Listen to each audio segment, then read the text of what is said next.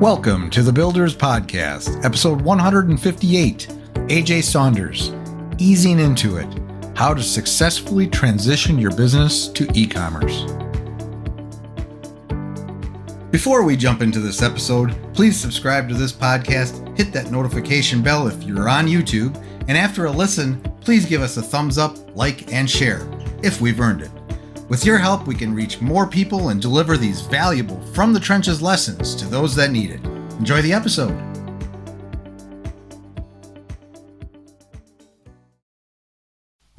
Hello, everybody. Welcome to another The Builders. Today, we are joined again by AJ Saunders. Welcome back to the show, AJ. Thank you, Matt, for having me again. This is our fourth time talking, isn't it? Fourth, and I have the numbers here. We got episode 82, then 87. Sure. You did a quick round. Like next month, you were back here, and then 118, and now this will be, I don't know, we're in the 150 somewhere, somewhere in the middle. Yeah, it's been fun. It's amazing. We've had some incredible conversations, and we've become really good friends. And absolutely, we always got a lot of things we can talk about. We got a few ideas going into this one, but mostly we're going to wing it today. And you will know, because by the time anyone hears this, they'll already know what the description and the title of the show is going to be. I don't know what it's going to be. No. Well, we'll figure that out later. Does it matter? It doesn't matter. And if you notice, I'm wearing a nicer shirt today because our friend here is so posh and proper. I got to match that. I want to look good too over here. Did you even put the Rolex? I don't have the. Yeah. I have a Gucci watch somewhere from like 20 years ago. Right. I don't wear watches anymore. This was when I was trying to look rich like 20 years ago. Right. I always wanted a Gucci watch, and I got one, and now I don't even wear it. It's like in a box somewhere. Did I ever tell you the story about the £30,000 watch that I tried on? No. Can I quickly tell it? Yeah, quickly tell it. Sure. So I'm a bit of a watch nut, right? So I've got a very, very nice Swiss watch myself. But I went to visit some friends in 2022, so a year and a half ago, right? In Scotland. And we walked past this jeweller's, and they had this watch brand that I was like, I've only ever seen online, so let's go in and let's have a look. Not really thinking about like what the pricing will be. I thought it would be like a couple of grand. The guy gets out this most amazing watch, puts it down, and the tag says £32,500. Whoa. And he was like, would you like to try it on, sir? And I was like, absolutely. So I sat in this workshop trying on a very, very expensive watch. How did it feel? Did it feel good? Do you know what? It felt amazing. And then last year I went to Monaco, which we'll probably end up talking about anyway, because that's the plan. I went to 2 watch boutiques in Monaco, and I tried on roughly about the same kind of value. I was wearing my nice watch, and everyone was like, "Yeah, your watch is better than the ones that are trying to flog you." And I was like, "Well, I don't have the heart to say it's worth a tenth of the price of what you're trying to flog me here." But anyway. Nice, yeah. I remember that. You're a watch guy. You like watches. Yeah. Well, you're a car guy too. You have like. I see you posting Bentleys and stuff on your Indeed. Instagram. Yeah. Indeed. I need the best. I need the best cars. Yeah. So anyway. So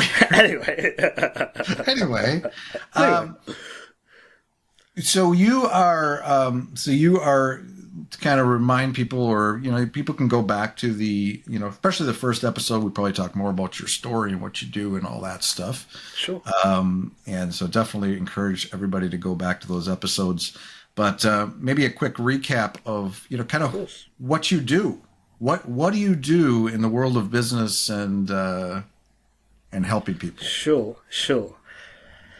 So I run a strategy-first e-commerce marketing agency. So what that means is I work with people who are vision-driven, have a central goal that they're trying to reach, and then we figure out how we can reach that goal using marketing, using business development, using partnerships, using all the experience and all the knowledge that I have, and by understanding what we can do for them.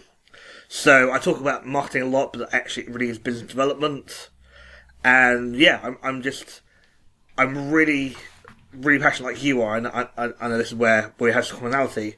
I'm really passionate about helping people realise their goals and ideas and do it in a profitable and meaningful way that doesn't drive them insane. Yeah. So it doesn't drive them insane. That's good. Yes. I like that. That kind of aligns with what I try to do. I try to kind of, my biggest part of my messaging is to alleviate stress. Stress, indeed. Yeah. Indeed. We'll offload that stress. Yes. We'll take care of all that, so you don't have to worry about it. Yeah. No. Great. Yes. So, and you're focused on you had I don't know, year and a half, 2 years ago, you kind of were trying to find your way yet, and then you kind of started. You realized that you really need to focus more on the e-commerce client, right? Absolutely. And how's that been going for you? How are things been doing? Yeah, it's been great. Yeah, I've had some really amazing opportunities. So in the last year, I taken on some private clients of my own. I've worked on some other clients. If that makes sense. In terms of e-com, I've done some consulting. I've done some consulting at a very high level. So about 4 or 5 months ago, I think it was, I was in the room virtually, with somebody that, sells beads, the small plastic things, right? Mm-hmm. And I think she's doing probably 2 or 3 mil in turnover. Selling beads? And yeah, I was just called in to do that. Yeah, I know, it's wow. I was called in to consult on that, so that was a lot of fun. And yeah, and that whole experience was great because it reminded me of my favourite book, which is The E-Myth. I think we talked about this before. Mm-hmm. And in The E-Myth, it compounds expounds the idea that process-driven businesses do better because they're logically led, they're not emotionally led. And this particular woman, halfway through the call, said, well, I'm at the point of putting the printer closer to the table closer to the door, the stock closer to the door, and fire everybody. And my advice was, go read the E-Myth, because you'll understand why that's a really, really terrible idea. Yeah. Because, if you don't have processes, you don't have expectations, you're not, trying to mentor people and educate people, you're building a world of hurt for yourself. And so, yes, that was a super fun gig to do. And yeah, so I'm passionate about what I probably call traditional e-commerce. So you people selling physical products, whether that's Shopify, WooCommerce, Amazon, eBay, whatever. But I'm also really, really passionate about what I'm calling e-commerce third wave, which is really helping small businesses understand what the power of e-commerce is. And so for me, you imagine having a boiler check done, or you imagine having a new radiator put in, or one of these basic simple jobs that you don't need to quote for. You can just turn up and say, well, it's going to cost you, radiator's going to cost you $200, it's going to cost me $100 in labour, it's $300. And then you imagine having to phone that plumber and you never get through, or you don't leave a message and they never get back to you, or it's pot luck, right? You imagine you could go onto the website and they have a Shopify element to their website, or they have a WooCommerce element, and you can actually book all of that stuff up in advance and pay for it in advance. So when so you have a slot, when a person turns up, it's all paid for, it's all done, everybody knows what they're doing. Mm-hmm. And they're just using e-commerce in the way that I believe it was meant. So that's one great example. Another great example is, so about 9 months ago, I talked to a guy who sells health and safety training. And he's still doing 95% of his business over the phone. Wow.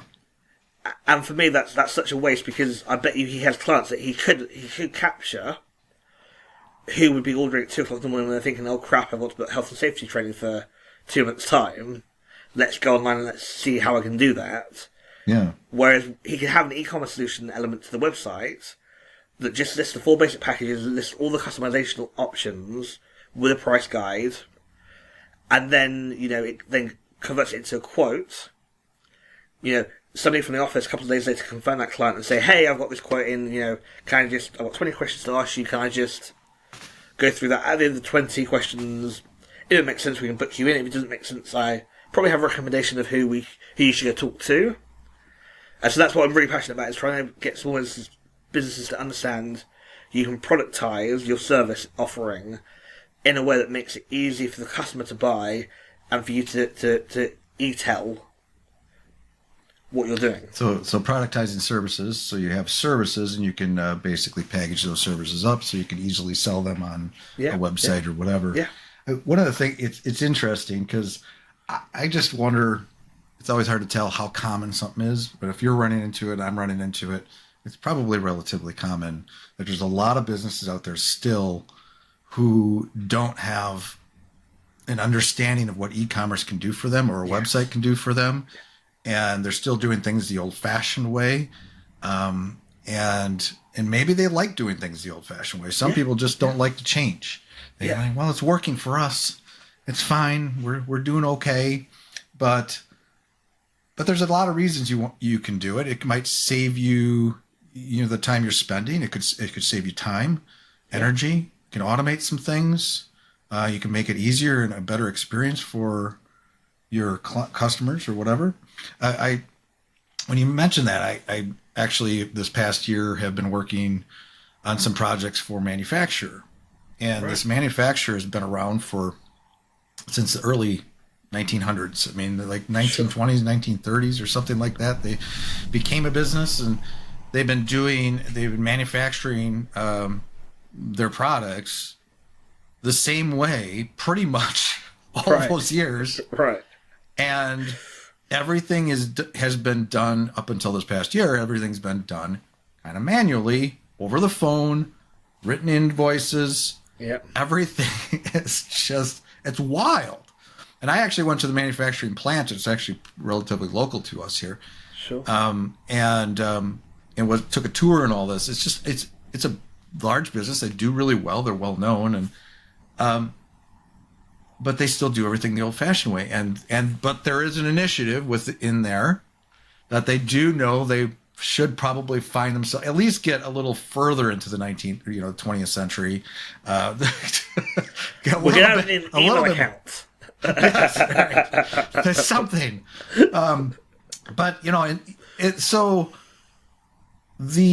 here's the point I really wanted to make here, because you were talking about how you can start to do things on a website. Yeah.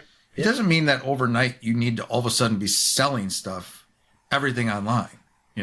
Sending all your business online. Yeah. Like with my example, it's good. It's being done in phases. So we're the first phase was just to build the store. Sure. And sometimes, and I've seen examples of this too, where you don't even sell stuff there yet. You're just giving information about the products or service or whatever you're doing. But then the next step is, okay, let's start testing it. Yeah. You're still doing it the old-fashioned way. You still got those they have long-term relationships with people, and they're still doing that, but they can slowly but surely test the waters. Let's try this product line. Let's do, and now they got something. Now they can build on that. And because they didn't know, because several times the client was like, we don't even know if people will use this. We got to figure it out before we do all this other stuff. Let's figure out if people will even use it, or how we'll change our processes, because that's a hard thing, especially if it's an established business like that, right? And we're also building a customer portal for them, and we're doing some other things, but it's kind of moving them in that direction slowly. Like, we're first doing this tool, and then we're creating an estimating tool for them. It's like slowly. Is that kind of that sounds like kind of what your experience here? 100%. And I think a lot of people think they need to be up and running day one. It all needs to be singing, all dancing, and everything needs to be up there.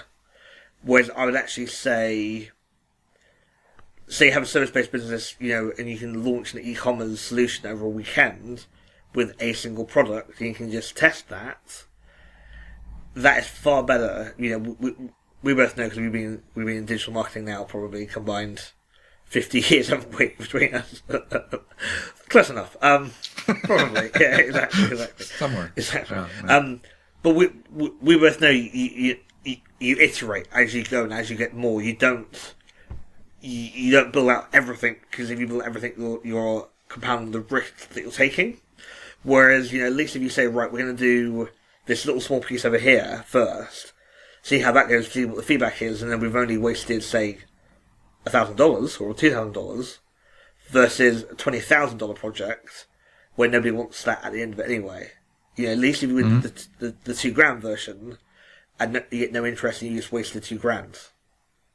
As in, I'm a massive believer in starting small, can we actually get some sales out of this? Can we actually get something that is meaningful?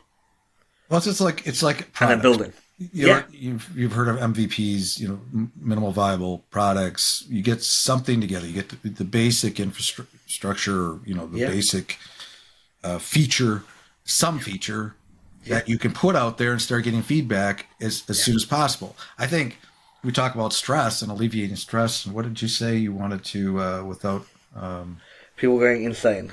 Going insane. In the membrane. Insane in the membrane. Sorry. So that's an OG reference. Anyway. For the kids out there. Yeah. So the stress. So it could be really stressful, and I'm sure. Yeah. So like I've actually worked with larger companies where they do think like it's even hard for them not to think about the whole project, like every detail of the project. And you're going to run into that. Like if you have a large organization, bureaucratic, kind of like all these different departments, and they have to have all their ducks in a row before they even hit the paper right, and start building something. Yeah. Right. And that is going to be a thing. And sometimes it's not, you can't avoid it.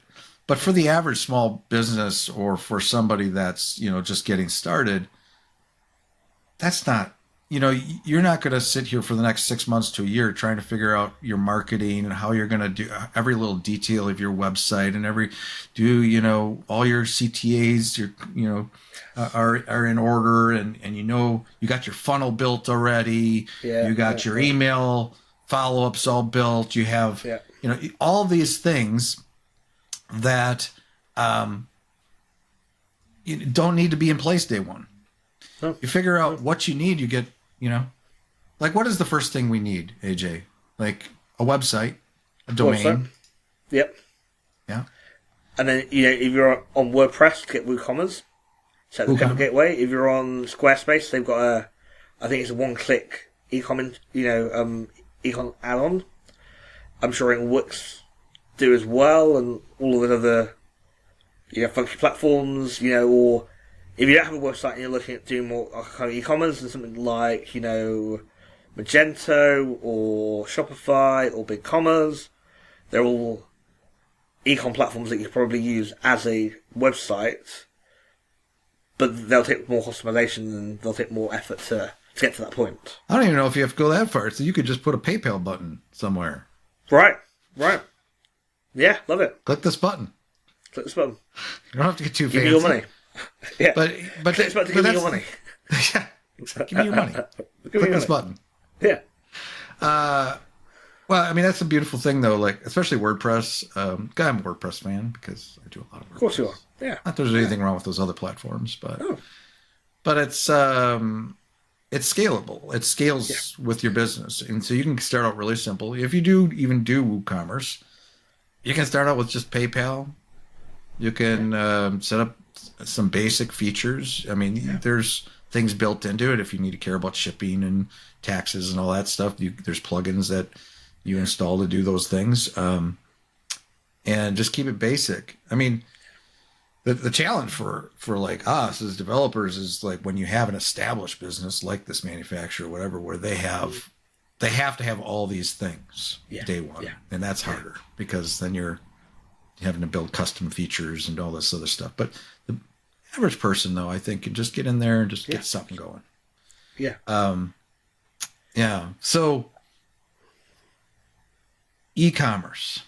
E-commerce. So what is the, so let's say somebody gets up I guess this is where we're going today. This is what this is it. Well, we're going to talk about networking a little bit too and stuff. Okay. I do want to talk about that. But cool. let's talk about this first because it's getting interesting. We have 3 hours, so it's fine. We've got plenty of time. No. We could try it. We can try it, yeah. Might have to take a break or two in between, though. Yeah. Do that. They must do that on the long shows. Yeah. Like, just, we got to take a break. We got to go to the bathroom. Something. Yeah. Get a coffee. Warm up the coffee. Yeah. Yeah. And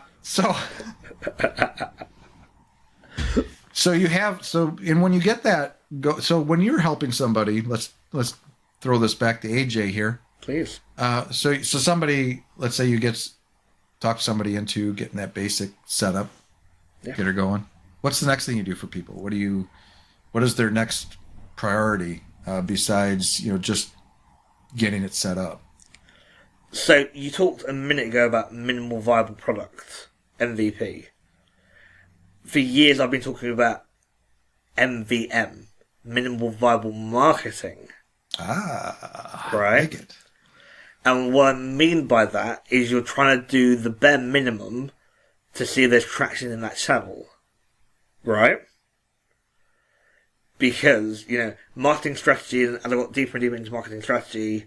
Strategy is about, as you all know, because you're a clever guy, strategy is equally about the things that you choose not to do than the things you choose to do.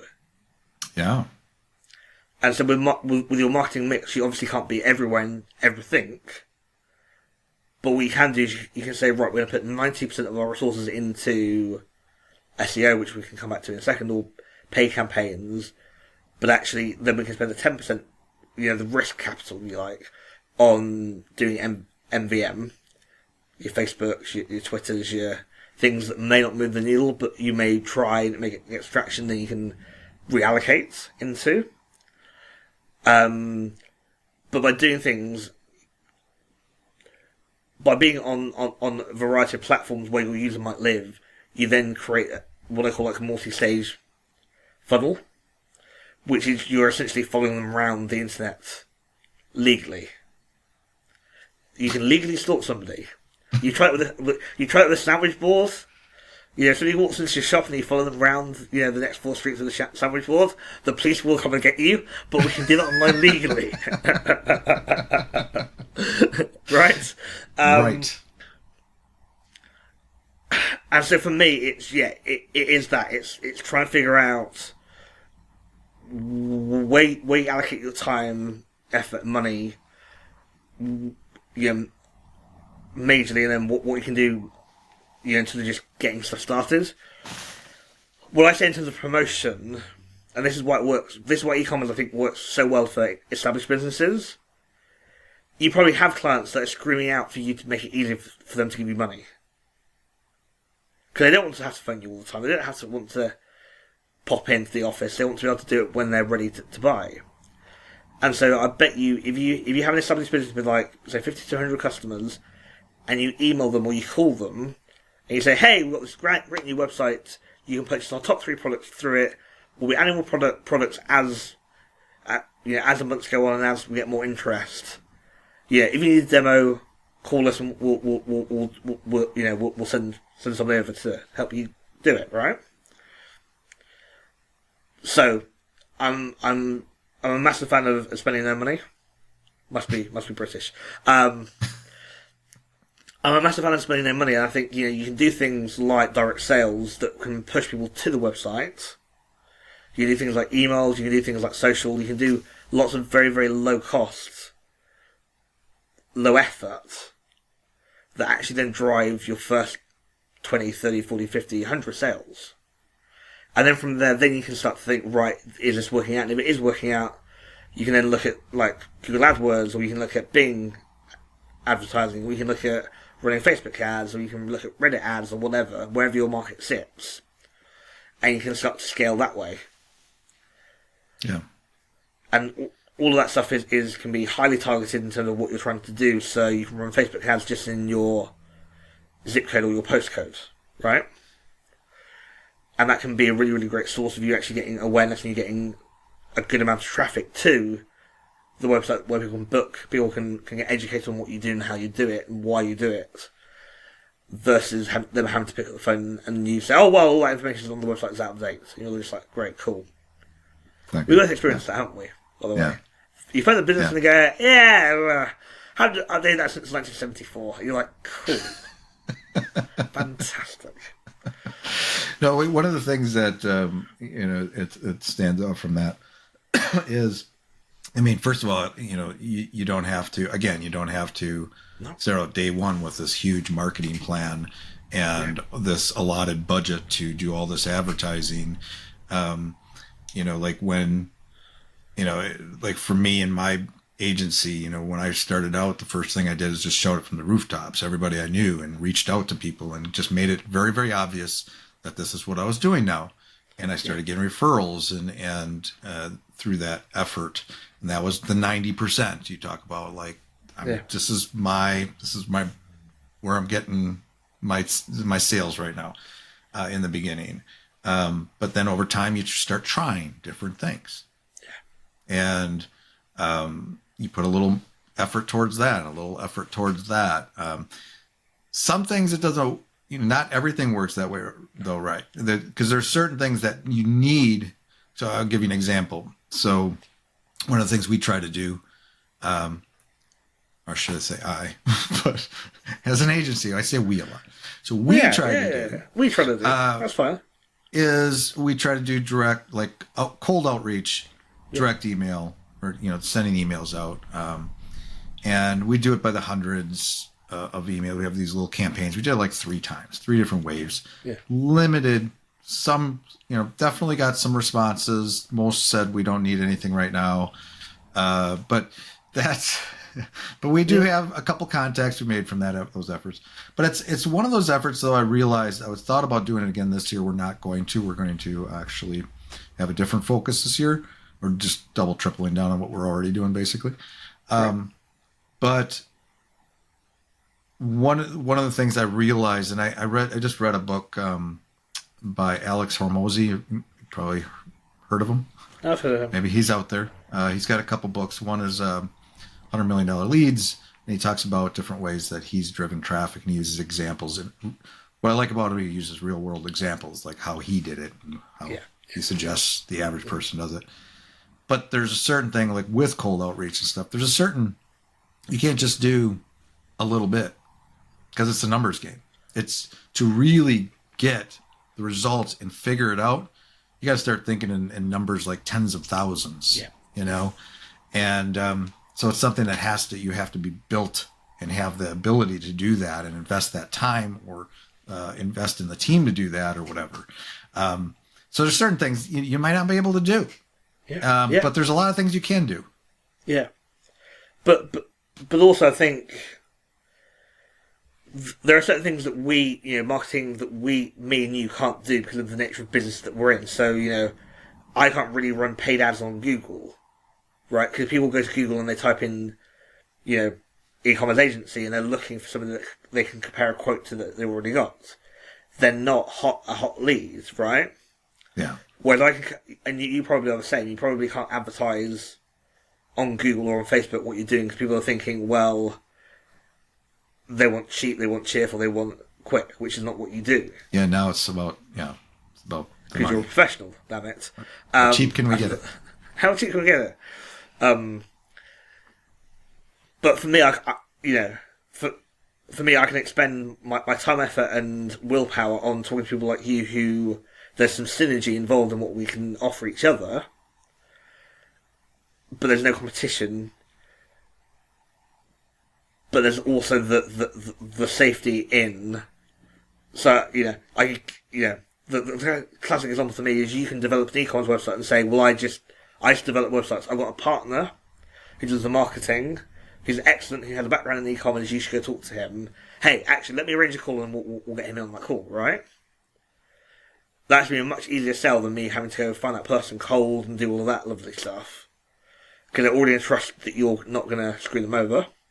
They're already in trust that you're going to bring somebody that knows what they're doing, and that you're going to prep them ahead of time to know what that project is about, So when everyone shows up for that call, there's no, well, tell me about your Uncle Flo and what Flo's up to these days, and that kind of thing, right?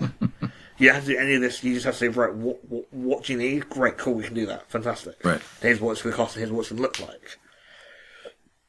And so, please. Yeah, so this is a good... So I think we can... So we've established... So I'm doing this on the fly, so it's all... It's all coming together in my head. I see a roadmap for an actual episode here. Amazing. So we've established, right? You're gonna some minimal viable, get something up. Yeah.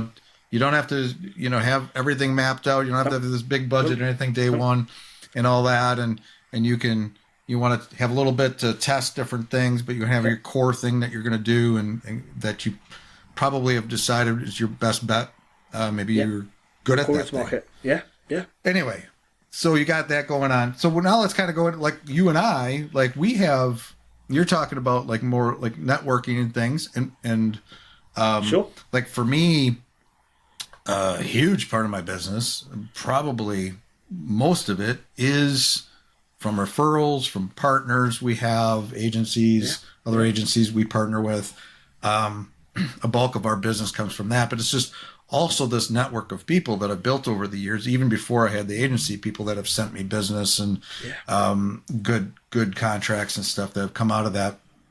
That all comes from networking and getting to know people. And like you said, it's a beautiful thing in terms of when we get business, it's kind of already pre-qualified. It's already gone through this filter, right? Somebody's not going to refer somebody to you if they don't have confidence that this is a quality person that they're hopefully. Yeah, exactly. Because if not, maybe you unfriend that person. But but it's interesting. We don't have some stories about that, but anyway, that's episode 5. Okay, all right, perfect. We'll note that. But like, so we're just a real quick, what we're focused on, like in our agency, or what I've determined we have our best at and what's working for us. It's the content, social media, this podcast, social media, and SEO is becoming a bigger thing for us. And it's just that kind of those are our pillars, like what we're good at, right? And that has worked for us because we can see it working. But that's all underlying the networking is on top, or maybe that's on top of it. I don't know. It's like networking is on top of that. All that stuff we're doing is staying top of mind. We're connecting with people. We're following people. We're engaging. We're having conversations. All that stuff's happening. That's what's working for us. Yeah. And I think you're now you just, before a podcast, let's start with this story. So before the podcast, before we started recording, he was telling me he had his first real success and lead from LinkedIn. Yeah. What's that? Tell us about that. So, for the last year, I've published probably 3 to 6 times a week on LinkedIn. And so, a lot of it's to do with marketing strategy for e-commerce. Some of it is to do with SEO, search optimization. Some of it's to do with just trying to figure out how to talk better to my ICP, right? My ideal customer profile, right? And so, a lot of what I write, Matt is the only person that likes it. It's fine. I'm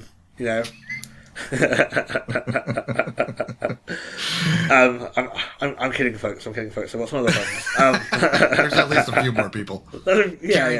Carrington probably. Yeah, of course. Yeah. Well, I still want her to like something on LinkedIn, but anyway, she likes some stuff on Facebook. But it's that whole thing of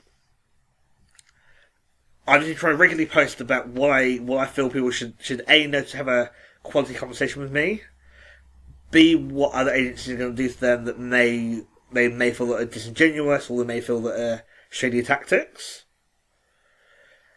So the other day I wrote about your next e-commerce marketing agency will lie to you, and here's why, and here's the one question you should ask, which is a qualifying question, which is, what you show me is that an outlier was that the average result you get for your clients.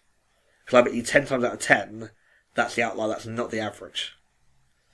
And by asking them to prove that their average is lower, you actually can level the playing field towards in your favour.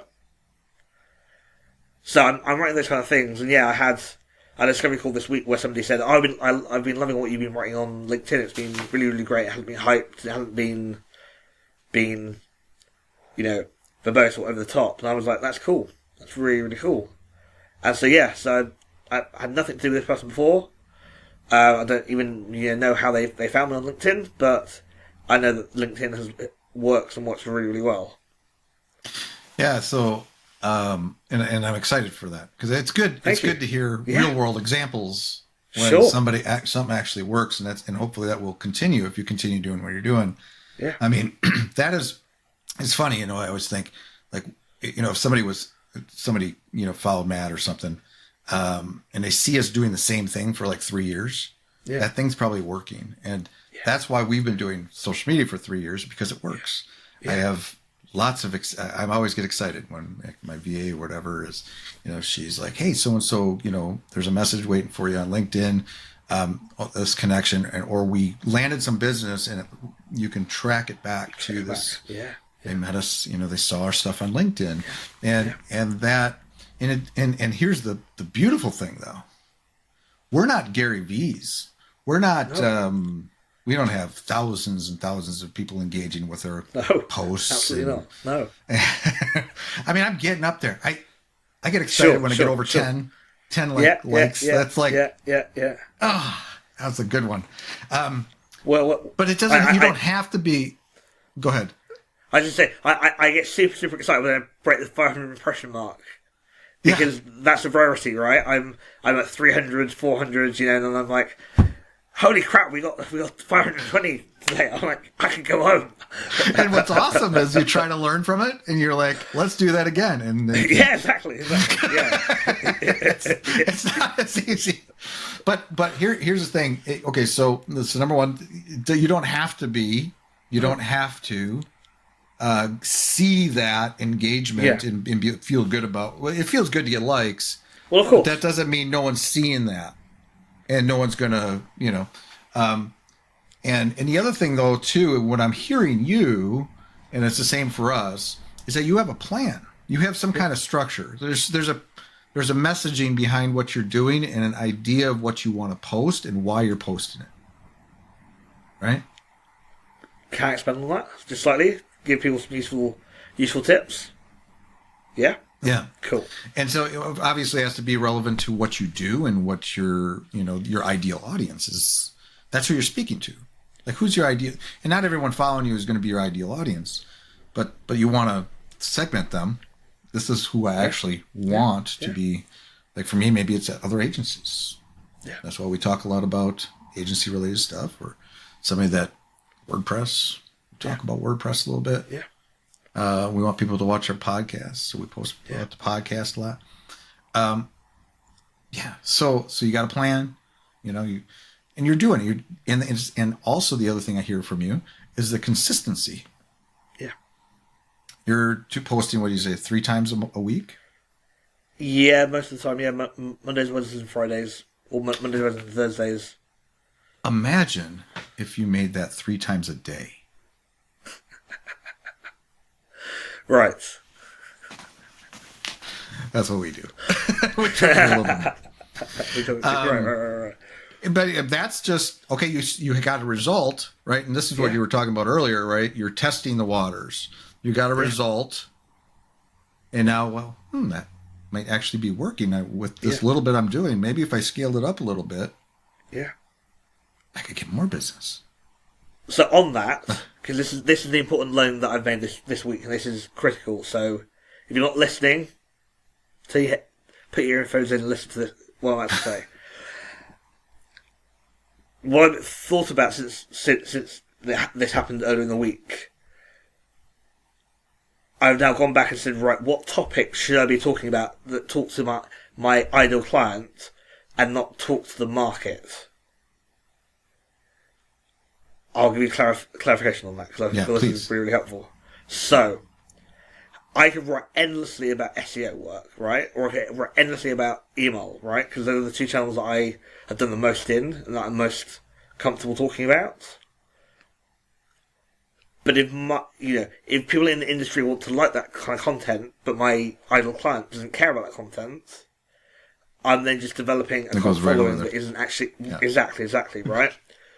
Whereas that's why I was controversial the other day with this is how it's going to rip you off, purely because I know that's talking to my ideal client in a language and in a way that is hopefully will resonate with them over an issue that they feel is important to them. They don't care. They don't care about html tags, right? They don't care about internal links. They don't care about where your CTA should be in the email. They don't care about 3 hacks to write a better social post. Right? Yeah. They care, how you're going to solve their problem, right? What their pain point is, and exactly. Like, oh, maybe he can solve my problem for me. Exactly. And that's a huge part. Sorry. Sorry. And so that's why I'm twisting my content plan towards is right. Where can I actually have some influence over what people that I want to be attracted to what we're doing are, and what can I kind of leave or do less of that is more interest-based stuff that I want to kind of talk about that actually just gets me props from people that aren't ever going to refer me a single piece of business. Yeah. And I think you probably learn some of this.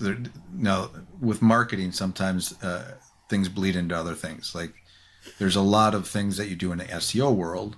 Yeah. That could be very similar to what you do on social. You're still, Indeed. Just like you're creating content on your websites for your ideal client, that solves problems that, you go to Google and see what people are searching, what they need help with. If you start typing, it'll, I need help with, and it fills in all the things people are searching. Those type of things where, and it's kind of the same way on social media. When you're trying to develop content, like we try to do a huge variety of content, not a huge variety, but we actually throw in inspiring content just because that's something we care about. We want to inspire people. Yeah. And if you follow our stuff every Monday, we got some inspiring thing for the week. And that's just part of our brand. It's less about, so I think there can be some balance there. It's like absolutely some stuff that's more broad, but at the same time, but then once in a while, this, throwing in something that's you really probably have you probably have your 3 or 4 main topics that you keep coming back to, and you keep expounding upon those 3 or 4 topics, and that you have a laundry list of things that you can talk about within those 4. But you're kind of making this not the same point, but you're trying to expand the virtue of those 4 topics that you want to talk about, and you want to be known for, and you want people to associate with you. Yes. Yep. Yeah. And that's what you're doing. You're kind of imprinting on people's brains. Indeed. Like what they do. Yeah. So the next time they need something, or they want to refer somebody to you, they're thinking, "Oh, I know a guy that does that." Yeah. Or gal. And the person I learned that from. Ray Kroc. Right, McDonald's. Yeah. Because whenever you think of McDonald's, you always think fast, clean, cheap, and everywhere, right? Mm-hmm. And those four values are eternal no matter where you go to McDonald's in the world. And they're not surreptitious, even though they appear to be surreptitious. They're thought out, well imagined principles that they're applying consistently across all their stores in a way that makes it look like it just kind of happens, but it doesn't. It's all intentional. And that's something too that you want this kind of unified messaging across all your stuff.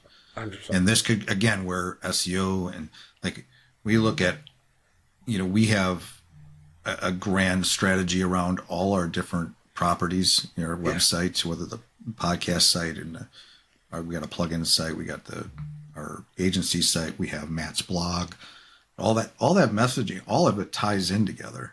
Yeah. And we talk about specific things for a reason. And there's just this thread through everything we do. Yeah. And so even subconsciously people are going to understand this is kind of Matt's Kind of the same thing, wheelhouse. This is kind of AJ's wheelhouse. Yeah. This is what he does. Yeah. And then, yeah, I mean, that's really, really important. I think, and again, you don't have to start out by, you could just post 3 times a week. Yeah. At least. Yep. And it is challenging though, because you have to. It takes time. Everything takes time. I would love to. Like my goal this year is to do a lot more content. Is to scale up what we're doing. Yeah. But I have to be conscious of my own time. I'm running an agency. I got a lot of other things going, and it's challenging. But you got to figure out what works for you and grow into it. I think, I'm sure. After this conversation, JJ's going to go away from here, and he's going to be thinking, okay, well, so how can I increase that to 4 a week? 5, one a day. You could do 1 a day. Yeah, I want to see something from AJ every day. That's what we're going to encourage. Cool.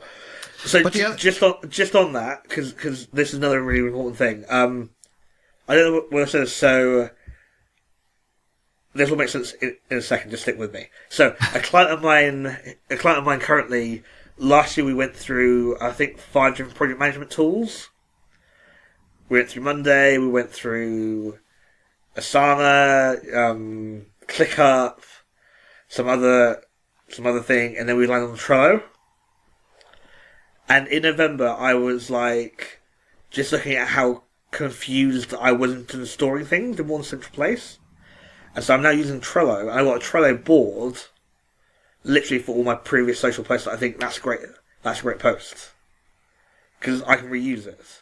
Because no one's going to remember in 3 months' time that I posted about this, but my ICP will probably still be struggling with that problem. And so I'm building up this library of content. Yes, that's what you do, AJ. That's what you do, and because I can access Trello from anywhere, like on my phone, on my laptop, on my PC, right? Yeah, regardless of where you're putting it. So whether you use Dropbox or use, a combination of things. So one of the things that we have done, like we've been doing our social media for 3 years, we got a huge library of like past graphics and things we've used. But here's the thing. So a lot of that stuff, and you'll see, it doesn't matter who you're following, even Gary Vee, you'll see the same message or same thing said a little bit differently or with a little different graphic or a little different video. But he's revisiting the same themes all the time. Once you build up in the beginning, it takes time.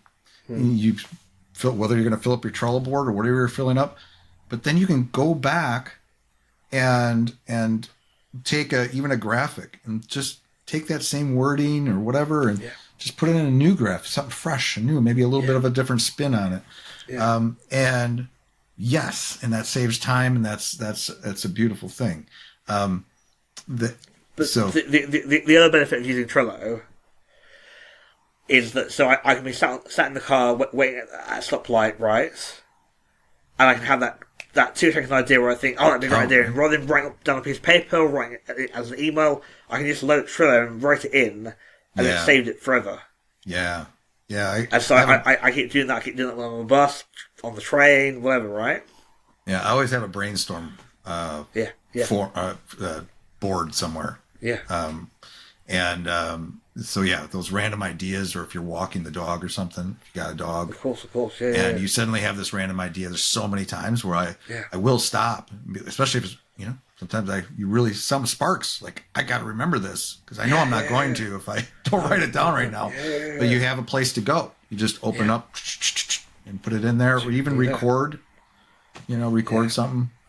That's a good tip. That's a really, really good tip. And it's also, like, with all this library of stuff, you also, if you could, the next step there is to note how well different things do. So tracking the metrics, and that's a little challenging on social media, but there's tools that can help. But that's even just noting this maybe you have different columns. This is a good column. This did really well. Let's move that to this column and use that again someday. And then you find those things that resonate with you, like what you care about and what your audience seems to connect with, and how, because everything's, everything's different, or every person's different. You want that to also like reflect your personality, who you are, what your values are. You know, I'm talking about hiking more because that's kind of a new hobby of mine. I've noticed that on Instagram. Yeah, so I'm trying to do a little bit more on Instagram, but that's something now that's very personal. That's something, and I turn those into some kind of message, you know, and we're going to be using more personalized images this year, and well, my VA is forcing me to. She knows it does well. Those things do well, like the more personal we get. And I'm like, okay, if I have to, I guess you're going to be seeing more of Matt's face. I'm sorry. I apologize on this podcast that you're going to have to see more of me. But it's, you know, it's what we do. I blame it on my marketing department. They're forcing me to do these things. Anyway, so this is great. This is where we landed. We had an awesome conversation about getting, you know, something minimal viable out, whether it's the website and then the marketing and stuff. And we talk a little bit about social media and that. We want to get into networking more. We're kind of run out of time. Maybe that's number 6 or 7. 7. Yeah. But I loved hearing that you are having some success with social media, because I don't think it's obvious that it is possible to have success if you have. It takes time though, just like SEO takes time. It takes time, showing up every day, doing your thing. But it was great. Hopefully this episode was inspiring to somebody. Do you have any last words? Anything else you want to share? I have one last little phrase for you. So I said this to the sales coach last year, and it never occurred to me that other people don't think like this. And so I think it's a 4-letter word, so I'm going to apologise for swearing in advance. I always think with these things, fuck it, just do it, right? Sorry, I can't think of another way of putting it. Wait, I don't know if I've ever sworn on this podcast. Fuck it, just let's do it. Just do it, yeah. So, like, and what I mean by that, so you may have all these internal doubts about posting on, like, say, Facebook or posting on Instagram or whatever, but fuck it, just do it. Because at the end of the day, nobody's going to remember, nobody's really going to care, right? But screw it, let's do it, actually then gets you into the habit of doing it, which then builds momentum, which you build momentum, then you can actually start to get somewhere. And that's what we've been talking about, right? That's huge. Yeah. I mean, action is everything. You can think about a lot of things. Oh my goodness, all this stuff, and have a huge brainstorm board full of stuff. But eventually, you got to pick something. You got to just, like I said, show up every day. Do something. Do something. Always. I actually have a story. I back 20 years ago, because I go back a ways. I was in this forum called the Warrior Forum back then. I was an internet marketing dude. We discussed that forum in the past. Yeah, in the past, and there was that was an interesting place. It was fun. Wild West days. But there was a conversation that was part of a real quick forum conversation, a thread. And we were talking about kind of a similar thing. Just do it. Let's just take action. And I went out, and for whatever reason, I went out to Namecheap or wherever, GoDaddy, to get it, see if there was a domain. And in this context, it was more just launch it. So I picked up justlaunchit.com. I'm like, this is a great message. So I never did anything with it. I actually eventually let the domain expire. But I was inspired that day. You should buy it again cheap before it goes up. I don't know. I should have bought it or kept it. I actually bought. Okay, that's another story. Anyway, right. But that's number 10. So, but it's a beautiful message to land on, though. I appreciate. Yeah. What'd you say? Use the F word again. So I just said, "Fuck it, just do it." Fuck it, just do it. That could be the name. Should we put that in the title? That could be you can use it in the title. I'm not sure my mother would approve, but we'll... All right. Well, it was awesome as always, AJ. This is always amazing. Yes. Before we leave, if anybody needs to get in touch with you, or they want to learn more about what you do, or they want to, talk with you, or where can they find you on the web? So they can go to audaciouscommons.com. and that's my agency. They can reach me on LinkedIn. You'll put in the show notes. They can reach me on my personal Instagram. Come talk to me. Come say what you learned from what we talked about. Always happy to help. Always happy to talk to people. So yeah, just awesome. Come hit me up. Thank you, AJ. Until next time. That's all for today's episode. I hope you enjoyed that. Again, please subscribe if you haven't already and give us a thumbs up if we deserve it. If you want to comment on this episode's page, provide me with requests on topics for future episodes, or inquire about being a guest, please find your way to thebuilders.fm. You can contact me there or add a comment under these show notes.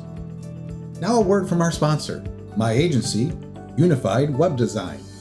We build custom websites, features, we maintain websites, we work with agencies to fulfill their web design and development needs, and more. If you are interested in our services or are looking for an agency to work with as a partner to build awesome sites for your clients, feel free to reach out to me at unifiedwebdesign.com. There's a handy contact me link at the top. Fill out that form and it will open a ticket, and that ticket will find its way to me. Thanks for joining me today. We'll see you next time.